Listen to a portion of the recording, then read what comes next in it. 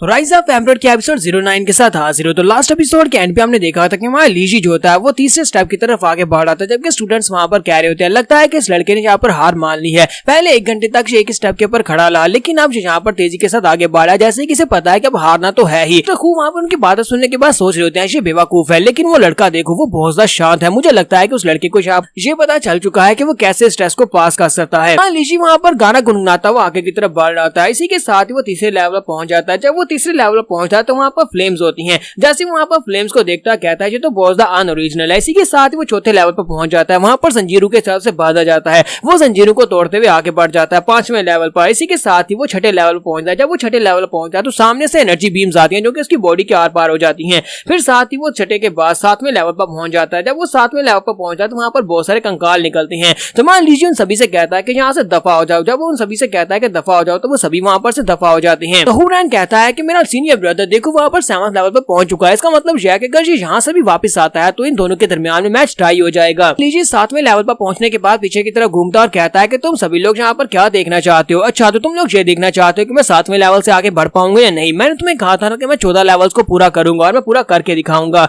तो वो सभी डिसाइपल्स जो होते हैं डीमन सेक्टर के वो चिल्लाना शुरू कर देते हैं और कहता है कि ऐसा इम्पॉसिबल है, ऐसा बिल्कुल भी नहीं हो सकता, ये इतना ज्यादा शांत कैसे है? हालांकि यहाँ पर ये 7वें लेवल तक पहुंच चुका है जहाँ पर से मास्टर जू पीछे हट गए थे। इसी के साथ एक डिसाइपल चिल्लाकर कहता है कि तुम क्लींजिंग सेक्टर के सभी लोग बहुत ज्यादा चीटर्स हो, तुम लोग यहाँ पर चीटिंग कर रहे हो। ये लड़का यहाँ पर चीटिंग करते हुए आगे बढ़ रहा है। मास्टर हु चिल्लाकर से कहता है कि तुम अपनी बकवास बंद करो। और साथ ही वो सोच रहे होते हैं कि हमारे सेक्टर के लोग हमारी इंसल्ट कैसे करवा सकते हैं। इन्हें यहाँ पर ये पता ही नहीं है कि क्योटिक हार्ट फॉरेस्ट जो है यहाँ पर इसका जो फॉर्मेशन यहाँ पर बिछाई गई है वो क्या चेक करती है। जहाँ पर कोई चीटिंग नहीं कर सकता क्योंकि क्योटिक हार्ट फॉरेस्ट का मतलब यह है कि यहाँ पर दिल को चेक करती है। अगर ये किसी के दिल को चेक करे तो इसका मतलब यह है कि दिल के अंदर जो कुछ भी है वही चेक होगा। यहाँ पर किसी किस्म की कोई चीटिंग नहीं की जा सकती। इस लड़के को देखकर लगता है कि ये यहाँ पर चीटिंग नहीं कर रहा बल्कि इसका दिल वाकई में बहुत ज्यादा शांत है, इसी वजह से ये आगे बढ़ता जा रहा है। लेकिन मुझे लगता है कि मुझे यहाँ पर ज्यादा परेशान होने की जरूरत नहीं है क्योंकि इसके आगे जो लेवल है उसके आगे यानी कि 8वें लेवल पर स्ट्रेंथ और भी ज्यादा बढ़ती जाएगी। जैसे जैसे ये आगे लेवल पर पहुंचेगा स्ट्रेंथ बढ़ती जाएगी। इल्यूजन की स्ट्रेंथ इतनी ज्यादा बढ़ जाएगी कि इसे यहाँ पर बिल्कुल रियल महसूस होगा। वहाँ लीशी चौथा हुआ चलते चलते आगे बढ़ता जाता है। यहाँ तक कि 8वां लेवल, 9वां लेवल, 10वां लेवल, 11वां, 12वां और 13वां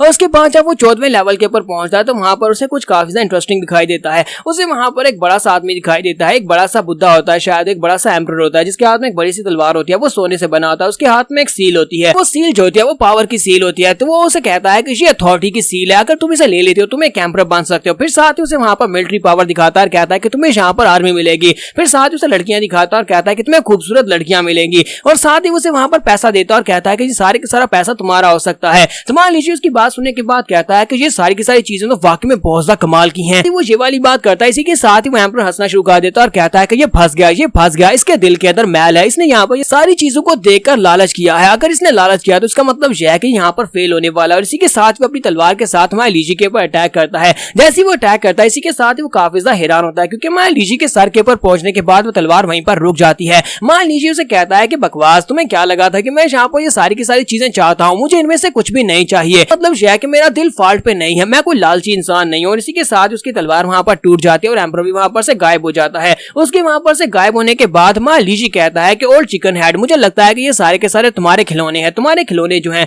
ये सारे के सारे बिल्कुल बोरिंग हैं। तो मां लीजी वहां पर 14वें लेवल को भी पार कर चुका है। 14वें लेवल को पार करने के बाद वो सभी डीमन सेक्टर के लड़के जो होते हैं वो बहुत ज्यादा हैरान हो जाते हैं और कहते हैं कि ऐसा बिल्कुल भी पॉसिबल नहीं है, इसने 14वें लेवल को कैसे पार कर लिया? ये 14वें लेवल तक नहीं पहुंच सकता, ये तुम्हारी बहुत ज्यादा इंसल्ट हो गई। मां लीजी वहां पर से वापस आता है तो हुरैन से कहता है कि सीनियर ब्रदर तुमने वाकई में बहुत ज्यादा कमाल कर दिया, तुमने यहाँ पर कमाल कर दिया। पहले जब तुम वहां पर खड़े थे तो मुझे लगा कि तुम डर गए और तुम इससे आगे नहीं बढ़ोगे, लेकिन उसके बाद तुम तेजी के साथ आगे बढ़ते गए यहाँ तक कि तुमने 14 के 14 लेवल्स को पार कर लिया। लीजिए से कहता है कि मैं जानबूझकर ये सब कुछ कर रहा था, मैं पूरे 1 घंटे के लिए फर्स्ट लेवल पर इसलिए खड़ा था कि मास्टर जू यहाँ पर खुश हो जाए और खुश होने के बाद वो अपने आप को मेंटली प्रिपेयर कर ले ताकि उन्हें अब यहाँ पर मेरे सामने सर झुकाकर माफी की भीख भी तो मांगनी है। लीजिए उसे कहता है कि मास्टर जू अब ये मत कहना कि तुम इस बारे में भूल चुके हो कि हम दोनों ने यहाँ पर एक शर्त लगाई थी, सभी लोग इस बात के गवाह हैं, चलो जल्दी से शुरू हो जाओ। तो मास्टर जू जो होते हैं उसके सामने अपना सर झुकाते हैं और वहां पर उससे माफी मांगते हैं। जैसे वो यहाँ पर उसके सामने माफी मांगते हैं तो मास्टर उसी की तरफ देख रहे होते हैं और कहते हैं कि तुम तो बहुत ज्यादा बेकार निकले। फिर साथ ही वो आगे बढ़ते हैं और ली से कहते हैं मास्टर ली तुम तो वाकई में काफी ज्यादा कमाल के निकले, तुमने यहाँ पर पहले टेस्ट को पास कर लिया। मुझे लगता है कि अब यहाँ पर तुम्हारी कैपेबिलिटीज को देखते हुए हमें यहाँ पर तुम्हें प्राइम डिसाइपल मान लेना चाहिए। लगता है कि क्लींजिंग इंस्टेंस सेक्टर वालों के पास वाकई में एक डिसेंट प्राइम डिसाइपल है। फिर साथ ही मां लीजी उसे कहता है कि अपनी बकवास बंद करो, मुझे बताओ कि अगला ट्रायल कहाँ पर है, हम लोग जल्दी से जल्दी अगला ट्रायल देना चाहते हैं। तो वो उसे कहता है हाँ क्यों नहीं, तुम्हारा हमारा अगला ट्रायल जो है वो तुम्हारी मार्शल आर्ट्स और पावर्स को देखने के लिए है। हम यहाँ पर तुम्हारी बैटल प्रोग्रेस को भी देखना चाहते हैं, क्योंकि हमने यहाँ पर तुम्हारी विल पावर को तो देख लिया, लेकिन अब तुम्हारी बैटल स्ट्रेंथ को देखना है। तुम्हारा लीजी से कहता है कि मुझे लगता है कि तुम्हारे डीमन सेक्टर के लोगों की ज्यादा जरा कमजोर है। थोड़ी देर पहले मैंने यहाँ पर बैटल रीना में तुम्हारे एक बेस्ट डिसाइपल को यहाँ पर काट कर टुकड़े टुकड़े कर दिया था। लगता है कि तुम भूल गए हो कि मैं यहाँ पर अपनी बैटल प्रोग्रेस तुम्हें पहले दिखा चुका हूँ, या फिर तुम यहाँ पर मेरे हाथों से और भी ज्यादा डिसाइपल्स को मरवाना चाहते हो, इसी वजह से तुम यहाँ पर मेरी बैटल स्ट्रेंथ को देखना चाहते हो। जबकि मास्टर स्विच लाकर उसे कहता है कि इस बार यहाँ पर तुम्हारा ओपोनेंट मैं होने वाला हूँ, मैं यहाँ पर तुमसे फाइट करूंगा। तो लीजी कहता है अच्छा, तो यहाँ पर तुम्हारे जैसा कमजोर इंसान मुझसे फाइट करेगा। तो मास्टर जू से कहते हैं कि तुमने यहाँ पर हमारे कुछ डिसाइपल्स को हरा दिया, कुछ डिसाइपल्स को मार दिया, तो इसका मतलब ये नहीं है कि तुम एक बहुत ही महान मास्टर बन जाते हो।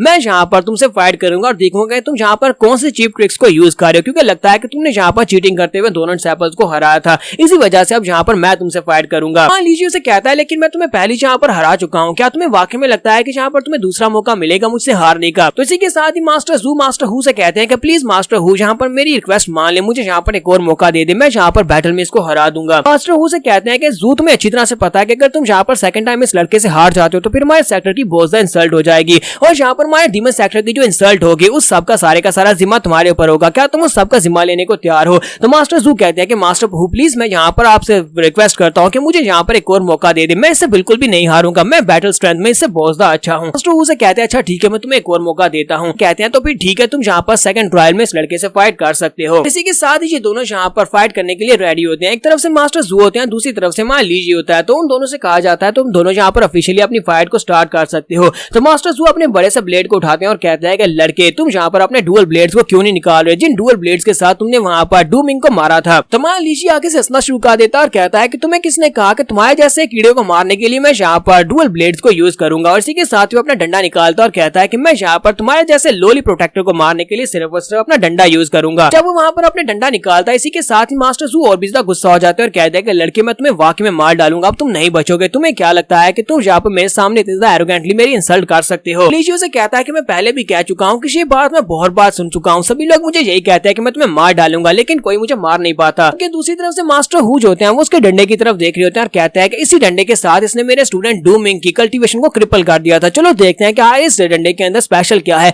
या तो इस डंडे के अंदर कुछ स्पेशल होगा या फिर इस डंडे के अंदर कोई स्पेशल डिवाइस लगा होगा जिसकी मदद से उसने ये सब कुछ किया था। और इसी के साथ वो अपने एक स्पेशल स्किल जिसकी मदद से वो डंडे के अंदर देख सकते हैं, वो अपनी पावर्स को यूज करते हैं, उसको चेक करते हैं। जब वो उसको चेक करते हैं तो वहां पर उन्हें कुछ भी महसूस नहीं होता। वो कहते हैं ये सिर्फ और सिर्फ एक आम लकड़ी का डंडा है, इसके अंदर ना तो एनर्जी निकल रही है, ना ही इसके अंदर से कुछ ऐसा महसूस हो रहा है कि इसके अंदर कोई स्पेशल डिवाइस लगाई गई हो, ना ही ये किसी किस्म का कोई डिवाइन वेपन है, ये सिर्फ और सिर्फ एक आम लकड़ी का डंडा है। साथ ही फाइट स्टार्ट हो जाती है। मास्टर जू अपना वेपन लेकर आगे बढ़ते हैं और कहते हैं कि लड़के तुम्हें यहाँ पर जितना यहाँ पर हमारे सामने मास्टर बनने का नाटक करना है कर लो, लेकिन मुझे भी बात अच्छी तरह से पता है कि तुम यहाँ पर मेरे सामने टिक नहीं पाओगे। मास्टर जू बड़ी तेजी के साथ उसके ऊपर अटैक करने के लिए आगे बढ़ते हैं और उसके सामने पहुंचकर वो वहां पर से गायब होकर उसके पीछे पहुंच जाते हैं और पीछे पहुंचने के बाद वो अपना ब्लेड उठाते हैं और उसके सर के ऊपर अपने ब्लेड के साथ अटैक करने लगे हैं। तो यहाँ पर हम लोग अपने एपिसोड 09 का एंड करेंगे। नेक्स्ट एपिसोड में देखेंगे क्या हमारा लीजी आसानी के साथ इस फाइट को भी जीत जाएगा जिस तरह वो पहली सारी फाइट को जीतता रहा है। एपिसोड की एक्सप्लेनेशन अच्छी लगी हो तो कमेंट करके जरूर बताइएगा। चैनल को सब्सक्राइब कर दें, वीडियो को लाइक और शेयर कर दें। शुक्रिया।